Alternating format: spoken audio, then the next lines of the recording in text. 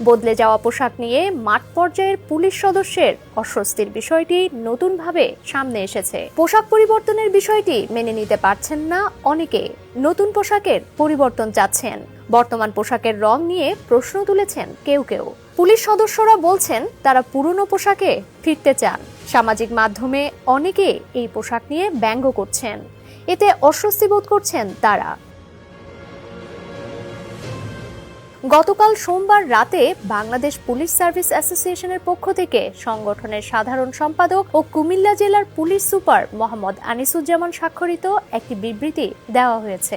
এতে গভীর উদ্বেগের সঙ্গে তারা জানান, বাহিনীর বেশিরভাগ সদস্য তড়িঘড়ি করে নেওয়া এই পরিবর্তনের পক্ষে নন। স্ট্রবেরি সুপার ডটেড ও ক্লাসিক ভ্যারিয়েন্টে সেন্সেশন জাগুক শিহরণ। তারা বরং বর্তমানে পরিহিত পোশাকটিকে বাংলাদেশ পুলিশের দীর্ঘদিনের ঐতিহ্য, শৃঙ্খলা ও পেশাদারিত্বের প্রতীক হিসেবে মনে করেন না।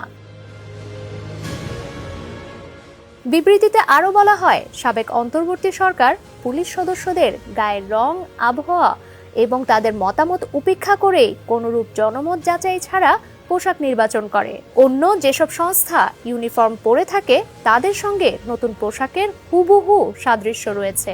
এতে পুলিশ সদস্যদের চিহ্নিত করা কঠিন হয়ে পড়ছে। বাংলাদেশ পুলিশ বাহিনীর দীর্ঘদিনের খাকি যে পোশাকটি ছিল তা 2003 সালের তৎকালীন সরকার একটি গঠিত কমিটির মাধ্যমে দীর্ঘ যাচাই বাছাই শেষে গ্রহণ করে।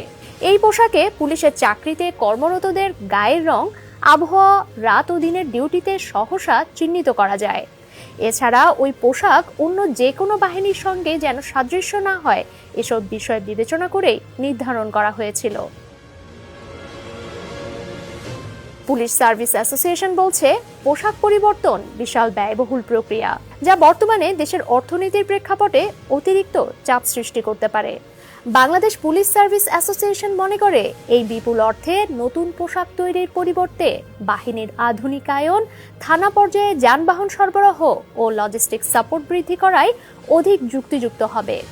পোশাকের রং বা নকশা নয়, বরং পুলিশ সদস্যদের মন মানসিকতার পরিবর্তন, মনোবল এবং পেশাদারিত্বের উন্নয়ন করাই এখন সবচেয়ে গুরুত্বপূর্ণ। বাংলাদেশ পুলিশের প্রতিটি সদস্য এ বিষয়ে সর্বাত্মক সহযোগিতা ও দায়িত্ব পালনে প্রতিশ্রুতিবদ্ধ।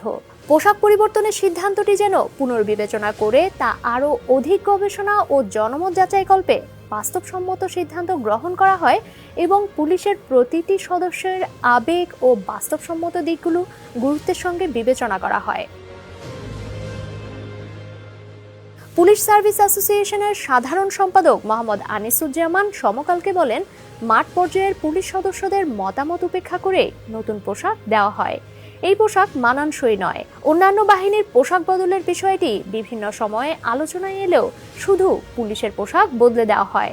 পোশাক বদলের বিষয়টি বিবেচনা করতে আমরা স্বরাষ্ট্র মন্ত্রণালয়কে অনুরোধ করব।